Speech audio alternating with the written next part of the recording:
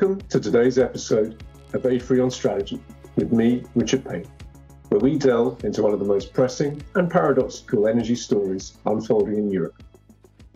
Spain is at a crossroads. On the one hand, it's racing ahead with its energy transition, building out renewables at record pace and pledging to become a green powerhouse. On the other, it's phasing out its nuclear fleet, dispatchable, carbon-free, and already built. The last reactor is due to shut down by 2035. But some are asking, can the grid really cope? Then came the wake-up call, the Iberian blackout. A dramatic reminder of just how vulnerable interconnected systems can be in the era of rising demand and declining firm capacity. To unpick the situation, the risks, and the opportunities, I'm joined by Guillem Sanchis Ramirez, head of Econucleares, a Spanish advocacy organization championing the role of nuclear energy in a clean and secure energy future. Guillem has become a key voice in the debate in Spain, combining technical knowledge as a nuclear engineer with a passion for informed, balanced policy. He's also a committed environmentalist, clues in the name, Econucleares. We'll explore why Spain chose the nuclear phase-out path, what lessons the blackout has revealed, and whether there's room for a strategic rethink. And we'll ask, is it still realistic to aim for decarbonisation without dispatchable baseload? And can it be done without regret? Welcome, Guillem. So, Guillem, could we start? Perhaps you could just give us a very quick overview of the history of nuclear power in Spain. Absolutely. And thanks for having me. What not many people in Spain actually know is that Spain was among the first states in Europe to develop nuclear energy. So already in the early 60s, when not that many countries at all had nuclear power, Spain already had an interest and was developing their first reactor, which they built in surprisingly little time, 4 or 5 years, the Jose Cabrera station, which was operated for quite a few years, 400 megawatts. And so Spain was actually an early player in European terms to nuclear energy. By the 70s, it was growing more or less at the same rate as France, for instance. And nowadays, it still generates 20% of the consumed electricity every year. So it was actually Franco that started yes. to nuclear power in Spain. Yeah, it was a part of a broader effort at growth and modernization. Roads, lots of home building, the dams, famously, all the hydroelectricity, lots of potential in Spain. Yes, that was the age. Of course, in the early 70s, there were plans for up to 25 reactors, but of course, things went south after that for the sector. Very interesting. So maybe just moving on to Econucleares, maybe you could just give you a little bit of insight as to where the organization came from, what prompted you to set this up. Econucleares is our non-profit in Spain, as you say. It's the first environmental non-profit in Spain explicitly in favor of nuclear power. And it emerged from the realization that, as many more people in the sector have noticed over time, that the main issue with nuclear energy is not technology or a technical problem. It's a public relations problem, right? It's a communication issue, and that starts with the industry itself, which has not always been, or has often actually not been great at communicating. So the organization started officially a bit over 2 years ago now, in April 2023, with co-founder and me, Marc Altes. We actually work together now, and so yeah, it's born of that realization that the main issue of nuclear overall, and in Spain in particular, is that is a communication effort was missing. So the kind of the Simpsons green glowing stuff, fish Absolutely. with 5 eyes. That's the problem. Yeah, one of our talking points is that the Simpsons are, for many people, their number one source of information on how nuclear works, and therefore, the three-eyed fish, the green barrels with the yellow barrels with fluorescent green liquids. People legitimately have those images in their mind when when nuclear waste is brought up, for instance. Just on that at the moment. I mean, I remember growing up Chernobyl, for example, which was obviously big news when that happened, and a fear of radioactive sheep and these kind of things. I mean, my perception is that the younger generation is actually much less affected by the safety concerns than maybe people who grew up in my kind of era or even before, thinking Cold War, etc. Because I think there's often this conflation between nuclear power and nuclear weapons, right? Do you see that in terms of your Yeah, organization? absolutely. This is a trend. Yes, one of the main communication barriers for nuclear is, of course, their original sin, right? The fact that it was developed in relation to and in parallel with weaponry, which means for many well-intentioned people back in the day, starting with Greenpeace and such organizations, their efforts for preventing the development of nuclear weapons and nuclear weapon testing then pivoted to opposing nuclear energy on safety and environmental concerns that we know actually do not bear out when one looks at the numbers. It's very interesting. And I mean, in terms of the events that you organize, I mean, do you see that reflected in the attendees, that there are actually a lot of younger people participating? Yeah. So one of the, I would say, more surprising realizations early on, which in a way encourages us, was that the most frequent reaction when we tell people and we ask them on the streets or online about nuclear energy is not that they're in favor or they're against, but rather that they don't think about it much. Actually, I don't know much about it. I know it exists. Many people don't know whether Spain has a nuclear plant or not. So there's almost like an awareness and a knowledge gap, more than a stern opposition, and we see this also in polls and issues like that. Interesting. So could you talk a little bit about the manifesto, which I've read Mm. online? Right. So Econucleares, from the name itself, right? We try to start from an angle of environmental concern and environmental preservation, right? And in a way, also the name is a bit provocative on purpose, right? Because immediately that's eye-catching for people. What do you mean, environmental and nuclear? That's naturally oppositional terms, right?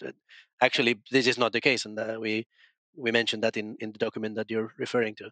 That with the numbers on hand, nuclear energy is actually among the best ways to generate electricity, not only economically in terms of baseload, etc., but for the environment. We're talking about a technology that obviously emits no CO2 nor any other greenhouse gases, does not pollute the environment, particulate, radioactive, anything, right? There's the famous stat that living for a year next to a nuclear power plant gives you an extra equivalent radioactive dose above background, equivalent to eating a banana, right? That's the pitch that we use often.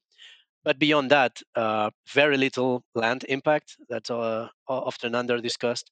From alternative clean technologies, obviously hydroelectric uh, requires a significant use of land, and obviously as well solar and wind, variable renewables. Amongst, or rather, despite their other advantages, right, zero emissions, free fuel, so to speak. One of their downsides is obviously the large land use. Beyond that, life cycle emissions, etc. Very little volume of waste. So all of those point towards that. Actually, nuclear electricity is among the greenest ways to to produce electricity, and therefore a necessary tool if we are to decarbonize our economies. Why do you think then? I mean, if you look at Europe, and Europe is quite an interesting makeup. I mean, I was at a conference this week where the CEO of Fortum, which is the Finnish utility, was talking about we have a green grid, and a large part of that is because of the nuclear investment that we've Hmm. recently made. You have Belgium, which has recently repealed the legal opposition to nuclear power, and then you have other countries where the green lobby, if you want to put it that way, is very, very opposed to nuclear power. How do you hold that contradiction in your head? Right. Yeah. So tying into the previous point, historically, the green movements have been against nuclear for various reasons. Real and imagined uh, safety concerns, waste management concerns. Uh, confliction with weapons technology, etc. But as you point out as well, the trend is actually encouraging.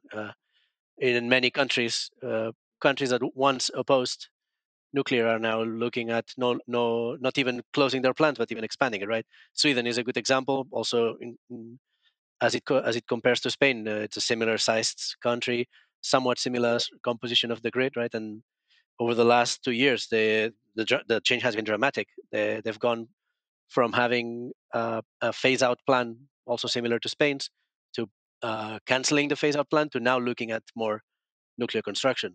Also, France, of course, the reference in European terms for nuclear, had a modest phase out plan. They even unfortunately closed one of their newest reactors, but are now not even reverting that, but looking at building more. Belgium, as you mentioned, but even also Eastern Europe, Slovakia, Poland. So the trend is in the good direction. We think Spain is kind of the last bastion of the old attitude, right? And Germany, which even there, the reopening of reactors is now on the table. So let's talk specifically about Spain, and we'll come to the blackout later. But I mean, Spain currently has 7 nuclear plants, if I'm not mistaken. Can you just give us the political context that led to the phase out decision? Mhm. Right. So also tying back to the historical discussion, the socialist country, the socialist party now in government, uh, is the party that pushed for the phase out. It is their national plan for how's it is it's PNIEC in Spanish. So it's the integrated plan for energy and the environment, which includes the planned phase out of all 7 reactors in 5 locations, starting in 2027 and finishing in 2035.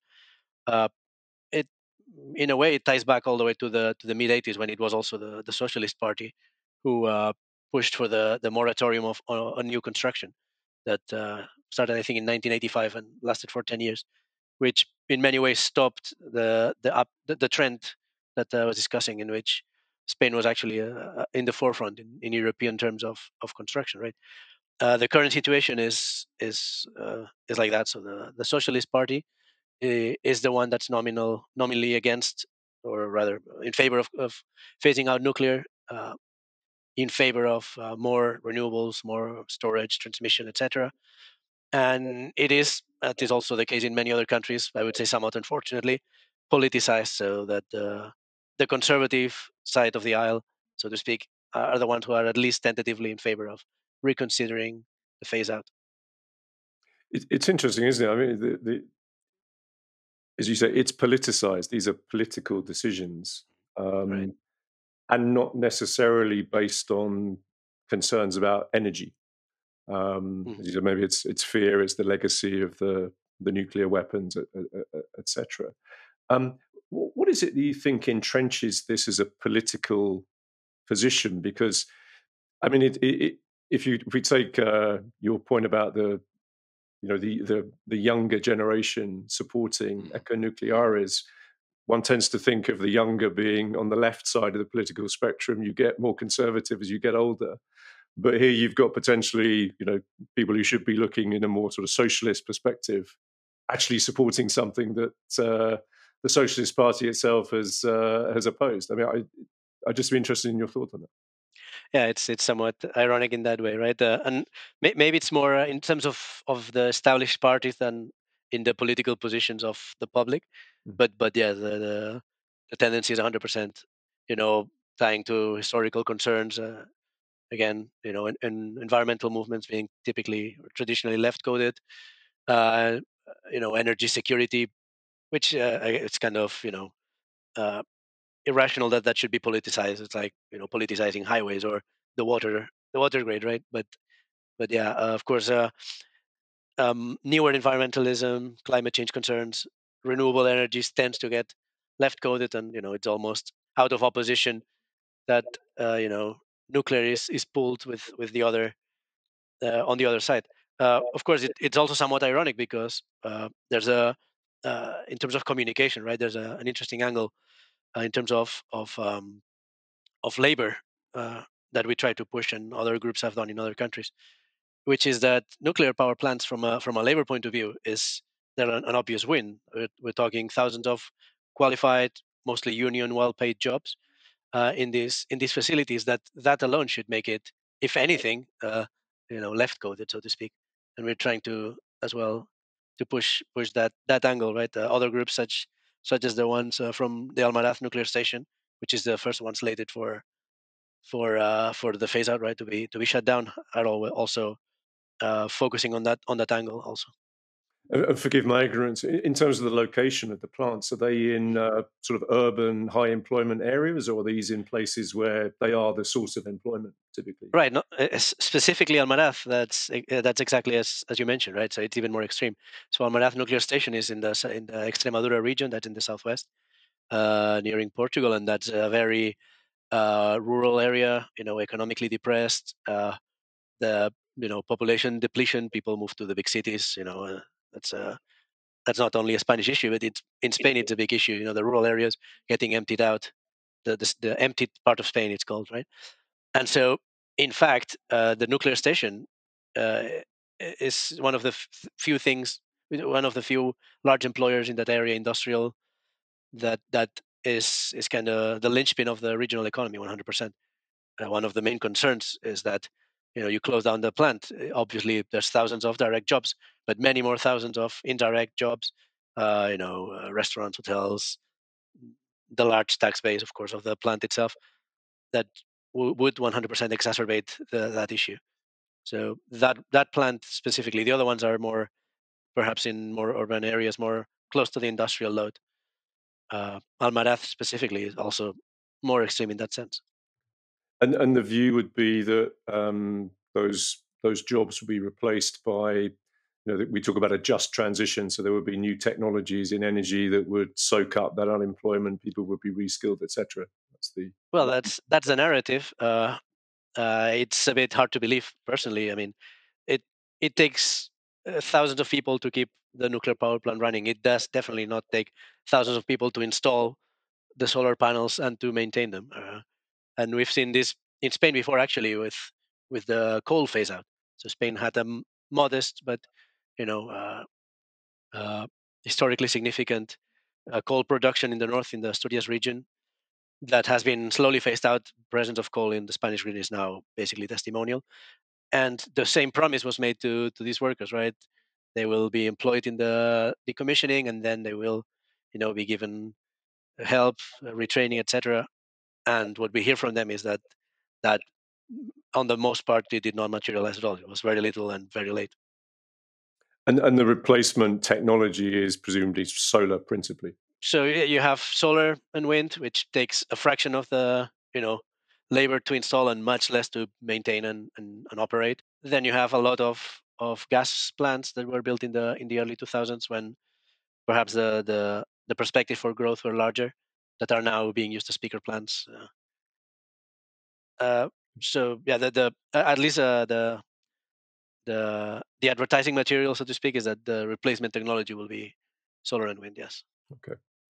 And then maybe sort of last sort of question or last theme on the political side of in Spain. I mean, if you were to look in your crystal ball, I mean, how do you think the political situation might evolve, let's say, in the coming 5 years or so in this particular area? Well, the hope is that several factors that would push in favor of the phase out being reconsidered. We have the general European situation, as we've seen, when barely a few years ago it was a majority position to reconsider nuclear. There was phase out in many countries. That has now been turned 180 degrees. Even Germany has now recently announced that they will stop opposing nuclear at the European Commission level, right? So that leaves basically tips the balance of power, right? That leaves Spain and Austria, I think, as the main opposition to nuclear in the EU level. Obviously, and I know we will talk about it in a minute, the recent blackout in Spain probably changed the calculation for many. It's not the same to advocate for phasing out nuclear before and after that. And basically basic political concerns that we hope that point at the direction of that being to reconsidering the phase out. That's our hope. Okay, so Econucleares keeps flying the flag, putting the pressure on. That's doing what we can, basically getting the conversation out, right? That ties also into my previous point. That is that most people are not even against it as much as not considering it, right? That's a point we use also frequently. That's common for infrastructure. A normal person does not think about the infrastructure that supports their life. They don't think about the road maintenance and how come the clean water comes to my house when I turn the tap. You only think of these things when they're gone. You only think of the water grid when it doesn't work, or the power grid, or the roads when they're full of potholes. And so, bringing the conversation, bringing that to a level of awareness in which people are considering, yes, what is our energy mix? Does it really make sense to phase out nuclear? At that point, you can then show them the data, and that we think is on our side. So we started talking a little bit about the energy mix in Spain. Can you just give us a bit of context in terms of how the Spanish energy system has evolved in the last 5 to 10 years? Mm-hmm. Right. So just as an overview, so about 20% comes from nuclear, right? We have a significant presence of hydro. The geography is favorable in that sense.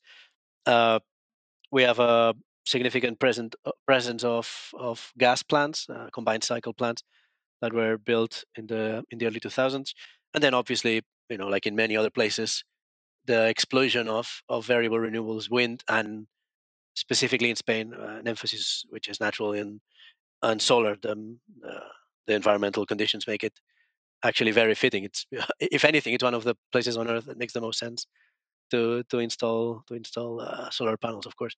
So we've seen the most growth in solar and wind in the last couple of decades. And it's quite interesting. If I look at the solar build out, it's really the last sort of 5 years or so. There's been an enormous expansion. It's been very, very quick. It's not like a 20-year ramp up. It's really been It's quite a parabolic. Yes, yeah, that's right. yeah. No, it's very interesting. Okay, and of course, all of that is being done under the objective of the energy transition, net zero, etc., which is obviously manifest both at an EU level and then within national government level. I mean, I'm interested in your the way you posit it, that nuclear is essentially an environmentally beneficial technology for energy generation. So, I mean, what is energy transition to you or to Econucleares? How do you think about that phrase? What does it mean practically? Right. So naturally, the concern for climate change is one we share, and we need to sooner rather than later get as much fossil generation out of our power grids, out of our electricity grids, not only to replace current generation, but of course, if we are to electrify more and more sectors, industry, transportation is a big one. We need to get the grid cleaner, and at the same time we expand it, not only replace generation. At the same time, however, this must be done in a way that does not, imperil the stability of the grid and the reliability of the grid, and obviously, tying into the just transition, that does not make the price of electricity dramatically rise, right? And we think, and there's lots of studies at international level that show that using renewables plus nuclear will always be more affordable and more feasible, really, than renewables alone. In the end, we heard it often in Germany how uh, the growth in that case much more on wind than solar, right? The growth of wind was celebrated, and how I think 21 gigawatts of nuclear that they had by the year 2000 had been replaced by wind. And so our counterpoint is always, well, imagine you didn't have to replace those 21 gigawatts for wind, and you could have used that extra wind to displace brown coal instead, right? So we think it's misplaced to see renewables as replacing nuclear, as this competition between renewables and nuclear.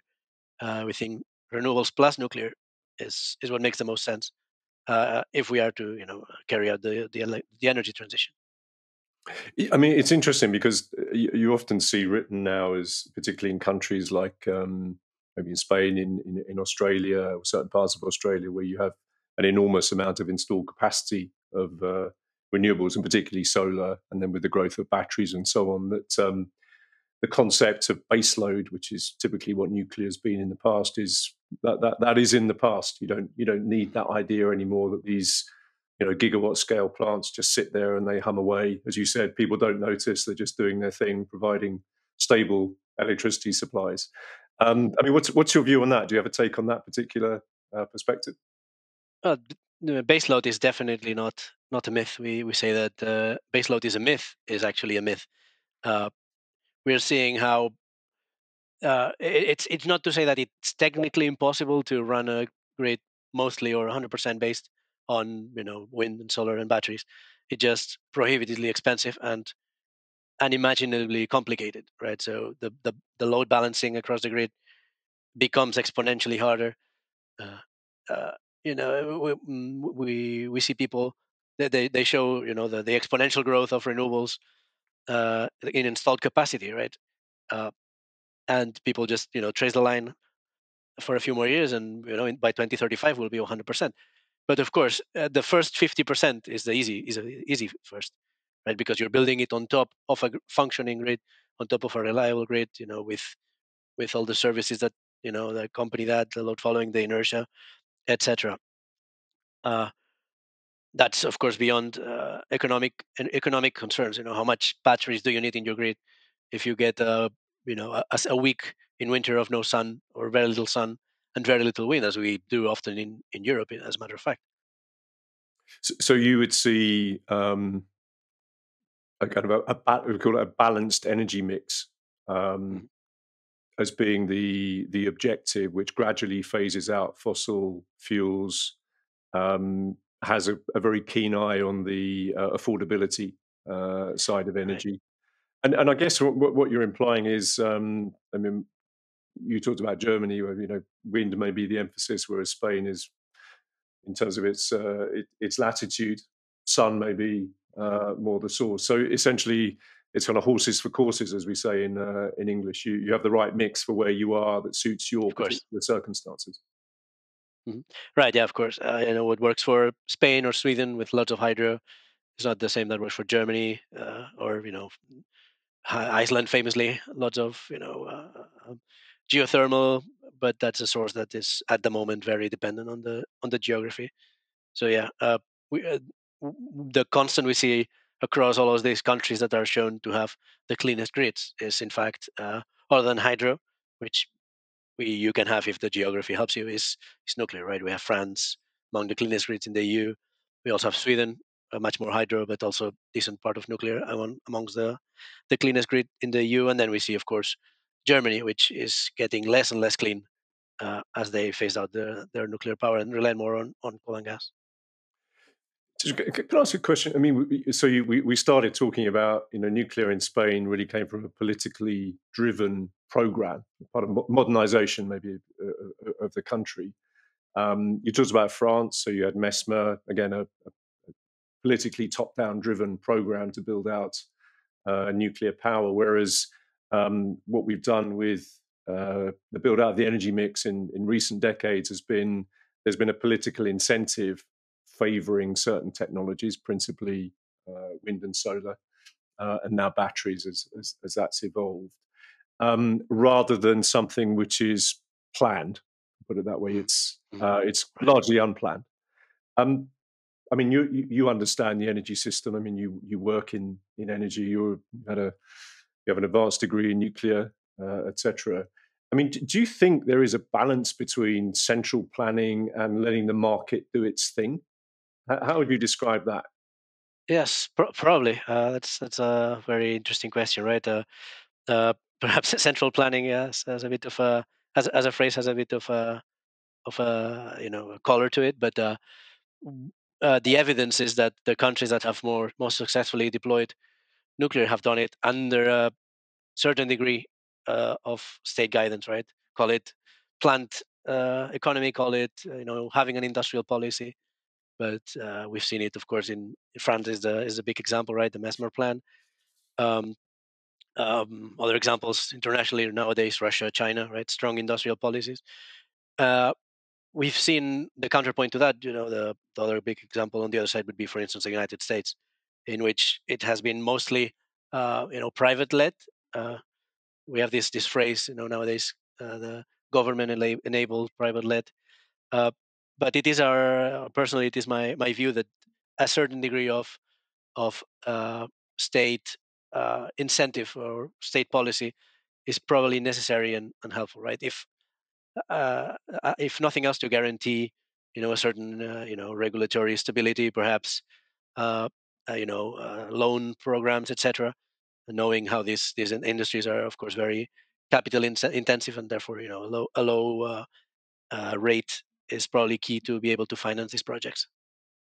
Yeah, I mean it's a critical point, isn't it? And one of the in this unfortunate sort of taking of sides that appears to be part of the energy discussion, nuclear is always the victim of it's really, really expensive, and we don't really know how to build it. It takes too long, etc. And of course, as you said, particularly in an interest rate environment now, which is very different to 5, 10 years ago, Absolutely. the returns on capital are very, very challenging for the private sector. So government effectively has to play some kind of role in that. So, I mean, do you see that? I mean, we talked about the politics of energy. Do you see that becoming a necessary part of governments playing their role of energy security, which is, in a sense, incentivizing, underwriting in some fashion the renaissance of nuclear within Europe? Uh, to some extent or other, I think that's probably the case. Yes, in the end, the power grid is sort of a natural monopoly, right? It's treating it as a completely free market, like iPhones or handbags. That doesn't really make sense. At the end of the day, there's one power grid. It's a regulated sector, right? We see a lot in the last 20 years, also in the United States, the concept of the unregulated utility.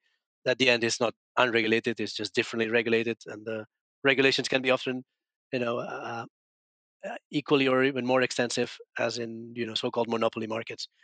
So at the end of the day, yes, probably this kind of role is beneficial and probably necessary.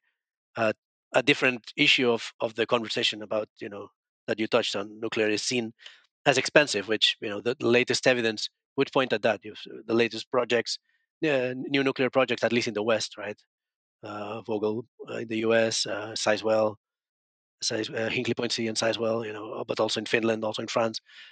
But we think that in addition to obviously being an intrinsically complex technology, is a matter of having to set up again the knowledge base and the supply chains that were established back in the day. Uh, the reality is that the West has basically stopped building nuclear for 3 or 4 decades, whereas other places like Russia or, South Korea, as the counterexample, didn't. And so the first projects after that long will always be complicated in terms of, again, knowledge base, supply chain that has to be stood up again, right? The mistake would be to stop now and have to do the same thing all over again in a decade or two. What's necessary now, and, tying it back, what governments, we think, would be interesting to make sure stays on now that it's been started, would be to incentivize that continuation, so that knowledge base and, again, the supply chains, the know-how, all the industrial ecosystem can be allowed to grow. Yeah, I mean, let's talk a little bit about that, because I mean, you obviously, have a nuclear background, and as you said, we haven't built many of these things in recent years, and the UK with Hinkley Point is a good example of the challenges, as you said, whether that's skills, supply chain, permitting, etc. And then again, back to our point about taking sides, it's almost, well, it's just going to take too long. We can't do it. Therefore, let's not. We need to do something else. So back to, again, to the political point, and you made a great comparison with China. I mean, China made a very deliberate plan, right? They effectively imported American technology, learnt from it, and then started to develop their own and put in place everything they needed to, from the the qualified engineers through to the people that knew how to do the civil engineering, et cetera, et cetera. I mean, do you kind of need almost like you need a Mesmer plan within Europe? Right. So yeah, the Mesmer plan would be maybe the more tasteful way to put it. Of course, there's less. appealing aspects of the Chinese system overall. But yes, of course, if a centralized government with a lot more margin of maneuver, much more centralized power, can dictate industrial policy in that sense, that will be much more helpful. The Mesmer plan in France, of course, is the example in a democratic system. So it can be done. We've done it before.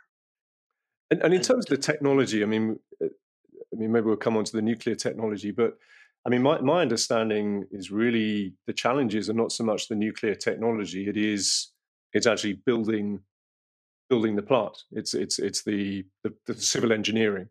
It's the skills. It's the supply chain. It's not necessarily the reactor side of the technology itself, which is the problem. Mm-hmm.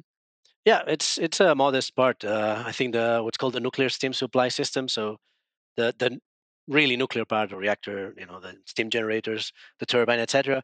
That's a modest. Off the top of my head, I think 15-20% perhaps of the overall cost. Uh, a much bigger part is, as you say, the civil part. At the end of the day, these are irreducibly complex. They're among the most complex industrial projects that there are. Building a nuclear power plant, right? Uh, it's more like building a dam or a bridge than putting up solar panels. It's very costly upfront. It's complex upfront, but then you have it for decades, maybe centuries. Who knows? Um, but yeah, a big part of it is the civil engineering. The concrete is very specific. The nuclear welding is its own thing. It's much more specialized. So it's dozens of these very specialized civil and industrial project parts more than the nuclear part itself. Can we talk a little bit about the nuclear technology? And it's one of the things that puzzles me because my first career was actually in the Navy, so I grew up around pressurized water reactors, um, and which are effectively SMRs. These are Rolls-Royce Yes. design reactors, which are in essence what we're now calling an SMR. You obviously have now molten salt, thorium. There's all sorts of, and fusion, of course, is always in the background as some magic thing that's going to appear at some point. Back to your point about which you say, the marketing failures of nuclear. Do you think there's just a need for the industry to say, look, this works, whether it's an AP1000, it's a CANDU, or whatever it is, right? We know how this stuff works. We just need to get on and make a nuclear factory. Otherwise, we're going to be continuously going around in a circle trying to find the right technology. I'm just interested in your perspective on that. Yeah, 100%. So the industry has not done its homework in terms of communications since the beginning, right? It seems to me that the attitude was, well, as long as they're not talking about us, it's good. So we'll just get our head down, get the plant working, get more efficient, get safer, which they 100% did.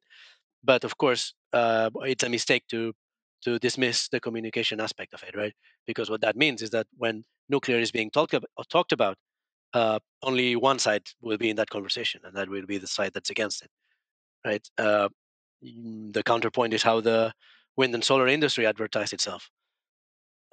If you go to Google and you Google, green energy, what you will see is not nuclear reactors. You will see, 3 windmills and 2 solar panels and a butterfly flying in front of it.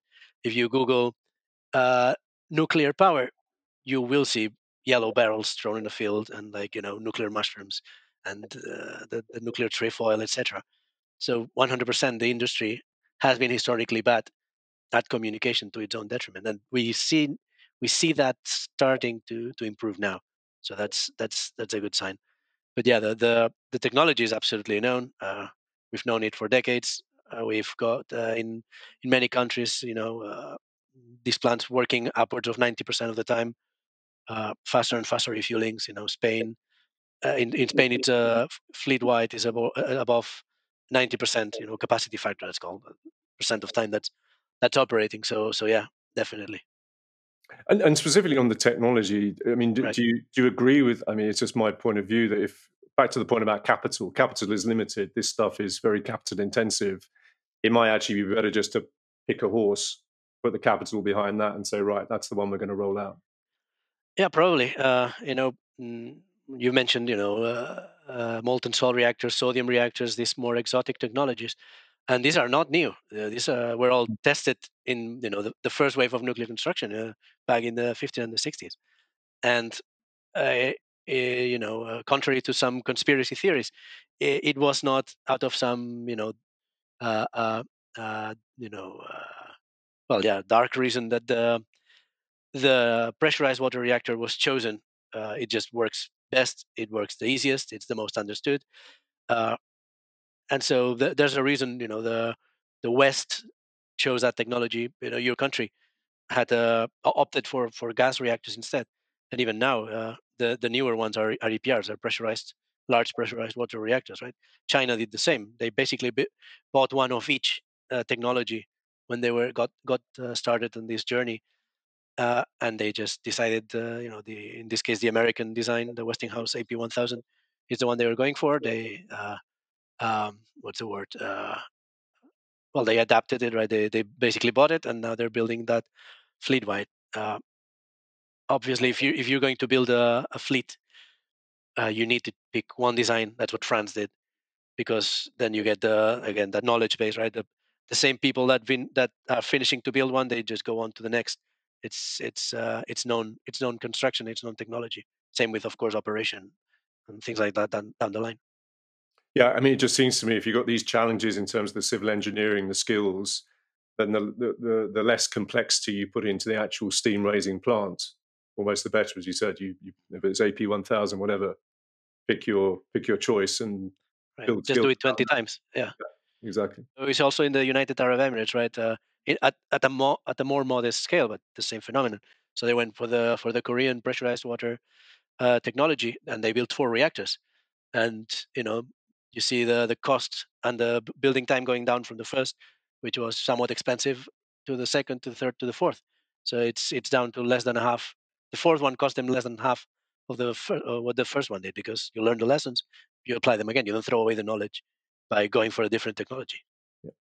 Because as you said, I mean, building these things in terms of civil engineering is not a factory. It's a bespoke activity based on the site that you've chosen, Mhm. and that isn't something you can necessarily replicate, certainly 100%. Whereas you can do that with the rest of the plant. 100%, yes. Yeah, The more repeatable, part you have, that's going to help in costs and timelines. Yes. interesting. But maybe shifting now. I mean, you alluded to it earlier, the event in Spain recently, the blackout, which has, I think been, you said, one of the perhaps most significant wake ups for the energy blindness that we all have, as you described very well. We just Mhm. expect it to be there. It's only when it's not there that we start thinking about it. Yeah. I know we don't want to get into conspiracy theories, and there's obviously still lots of kind of forensic analysis going on, but there appear to be some sort of broad themes coming out. I mean, could you just give us a summary of what the current debate or the situation is around the blackout? Right. So, for those not aware, we had a very large blackout in the Iberian Peninsula over a month ago now, on April 28th. The whole of Spain and Portugal was left without power. Uh, that's over 55 million people. It is, to my knowledge, the largest blackout, the most important blackout in modern European history. And so, of course, this is a large warning sign, a large wake-up call. It has put what we were mentioning it often more as a secondary concern, beyond emissions and costs, which is grid reliability. It has put that in the forefront, and with that, the technologies that are potentially helpful with it, like nuclear, and the technologies that are potentially, uh, in some ways of deploying it, detrimental to it, which are, of course, in this case, variable renewables, right? Those so-called inverter-based resources, solar and wind. It is, a bit concerning that it's been over a month and we have very little information about the specific causes. Right? We should, of course, not get into conspiracy theories, but at the same time, it seems apparent that there might be, uh, political concerns tied into that. If the blackout was, if not caused, at least, made more likely by the large presence of these variable renewables, uh, and a corresponding low percentage at the time. That was right at midday, right? So very large amount of solar. I think we were at over 70% wind plus solar, whereas we had a low amount of traditional power plants, right? Only about half of the nuclear capacity was operating. That's a new phenomenon in Spain. That is that the fleet that had been operating in log following in shoulder seasons, right? Spring, you get lots of water, you get more and more solar, lots of wind, and so in a price auction system like ours, that meant often that baseload sources like nuclear, also gas, got outcompeted, and so they beyond that so-called flexible operation, right, the load following, we started seeing plants entirely shutting down for weeks, 1, 2, 3 weeks at a time, and so it has been theorized that the fact that we had only half the nuclear capacity at operation could have degraded grid reliability. Issues like great inertia with the turbines connected to the grid, which gives the grid more capacity to absorb small disturbances, which is what's speculated might have caused or triggered the blackout. Right, the specific disturbance being almost less relevant than the fact that the grid is supposed to be able to ride those out to dampen those out, and instead it cost whatever it was. It cost a cascading loss of generation that ended up with complete blackout.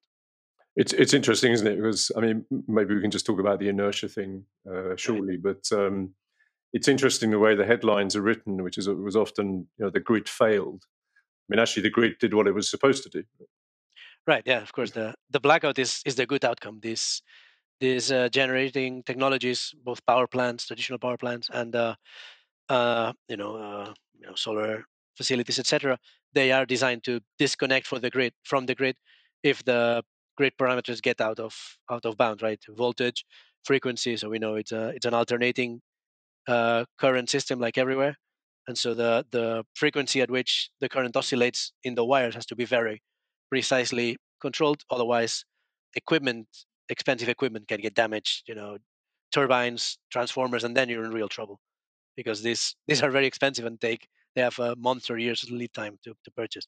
So obviously, what they're designed to do is to disconnect from the grid to prevent that larger damage. And so they did what they were supposed to do. Yes, the real issue is not that they disconnected, but the fact that the grid is supposed to be robust enough to ride out uh, anticipated disturbances without the parameters getting enough out of bounds to cause this. Yeah, and I mean, you've alluded to the complexity of a grid, and anyone who's been in a control room can see. I mean, it's an amazing operation. I mean, it is just very impressive just seeing what these guys do to keep these very very precise requirements within their operating parameters. Um, One of the things that sort of emerged, well, maybe it's a conspiracy theory or whatever, is there was almost an experiment going on in Spain to Right. kind of see how far you could push things. I think is the simple sort of interpretation. Has there been any? You talked about the grid robustness. Do you think there's any truth to that? So uh, probably not is my personal guess. That would be a This is one level of of the criminal conspiracy theories. negligence. That would be because it would be a level of criminal negligence that we don't expect to be there at these levels of management, right? Because as you said, the power grid is, in a very real sense, it's the most complex machine humans have ever built. The Western European power grid is the largest machine by far we have ever built. It is one connected system that spans thousands of kilometers, right? And so, playing experiments with it is definitely something you should not do. This is critical infrastructure, and so, but at the same time, it does not need to be explicitly an experiment to see how far we can push it. One does not need to get into that territory to acknowledge that the push for more and more renewables it is possible that it has wandered into the territory of not placing grid reliability as your absolute number one priority, and we think that is a big mistake, because if your grid is not reliable, uh, on the long run, it does not really it does not really matter if your emissions are lower.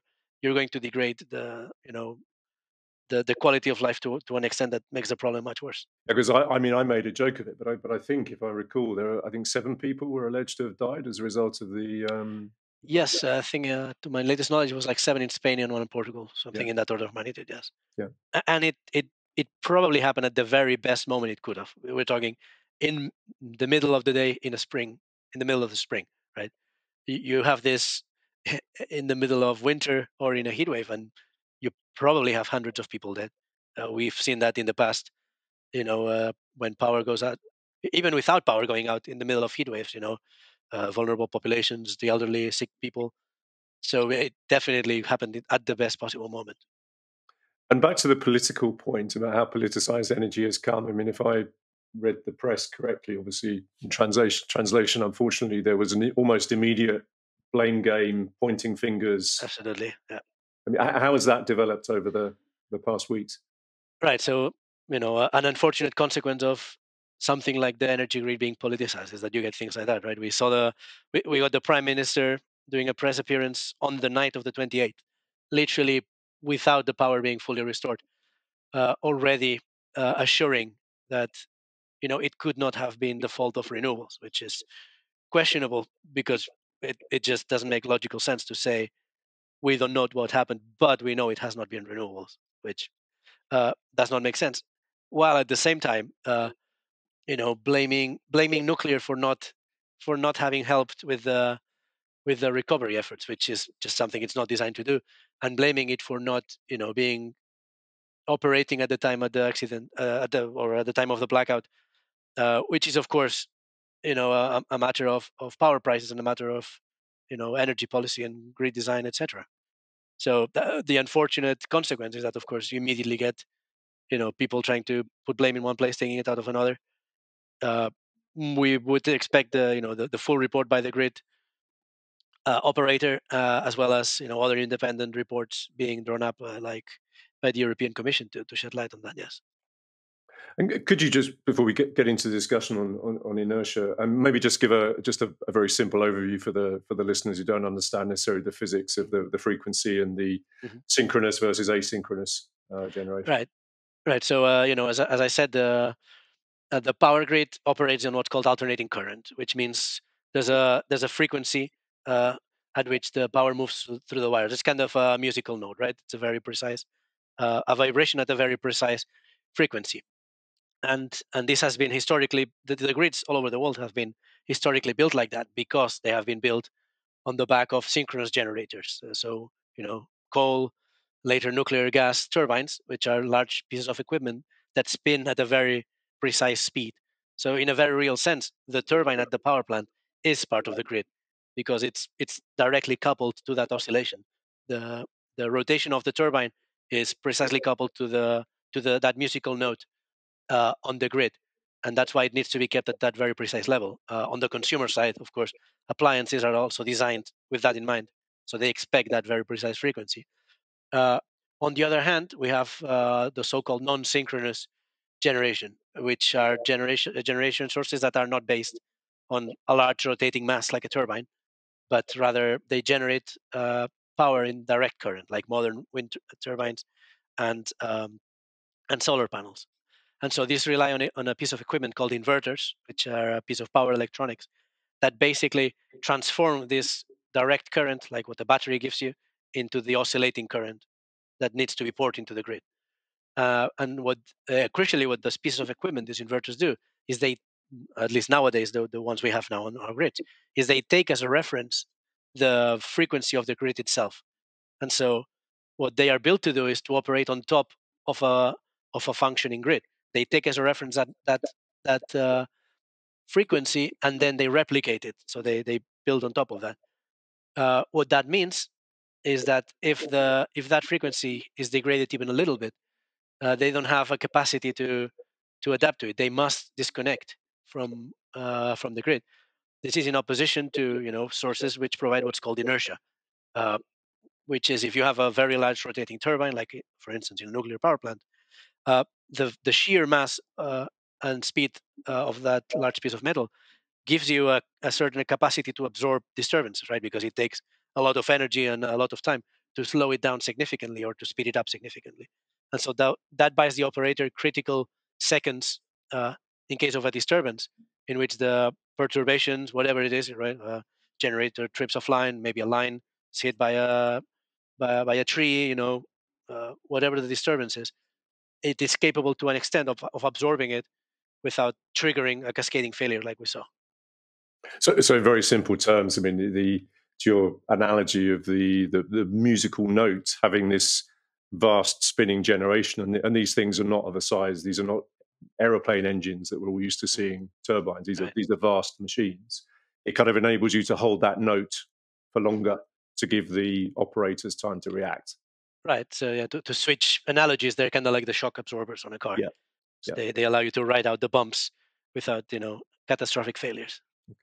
So I'm interested, just going back to your point and going to go back to history. So, the build out in the 60s of nuclear power, this big investment. I guess the grid was also being built out significantly during the 60s, 70s, and so on. So while we have this very complex machine or organism, to call it that, I mean, it's old and it was designed for very different generation technologies than the ones that are being put into it. And you've alluded to maybe the stability of that system wasn't at the forefront of thinking. Has the debate in Spain shifted back to making that a priority, at least in public opinion, perhaps not in political policy yet? Right. So yeah, definitely. The blackout, if one good thing has come out of it is that it has put the importance of grid reliability in the forefront of the public discussion, and also the way the grid is operated. Right. We've seen a visible change in in the amount of margins, safety margins, so to speak, in how the grid has been operated, and that has been acknowledged by the government. That they say they are operating the grid in what they're calling a robust mode, so extra margins of safety, which to us sounds like an admission that it wasn't before. That something else was being prioritized. Which basically But means there's more gas and nuclear on the system. yes, so we've seen that in technical terms we've seen plants that would not have entered the generation pool based on price alone being told to generate based on technical restrictions. So of course it is the prerogative of the grid operator to tell the generating plants who gets to and who has to sometimes uh, add to the grid to couple themselves to the grid. So effectively, Red Electrica is kind of putting a limit on the amount of asynchronous generation on the system. Exactly. So yeah, and the European operator NSOE has recommendations. For instance, sets a floor of synchronous generation that you must have a certain amount of inertia. I'm just interested. Come back to the point about complexity, and I know it's not your area of depth, but one of the responses to the situation has been, well, I mean, you talked about grid following technology, which is the kind of the technical term. These the asynchronous versus grid forming, which is effectively using clever technology to not follow the grid, but actually form the grid as a spinning generation would. Do you have any perspective on that as a solution to the problem? Right, absolutely.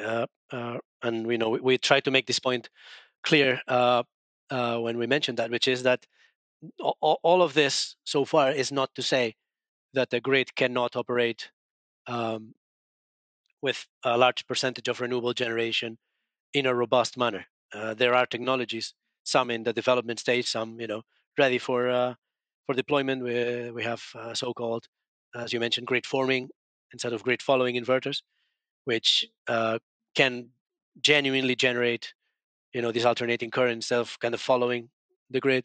Of course, batteries. You've seen a lot in places like Australia, which in that sense are a few years ahead of us in terms of solar penetration, in which they have large battery parks now, not in the conventional storage sense of storing electricity when it's sunny to deploy it at night, but rather to charge and discharge very quickly to absorb those disturbances, right? To act, that's called synthetic inertia, to imitate the the shock absorbing that a large turbine provides, but with batteries, right?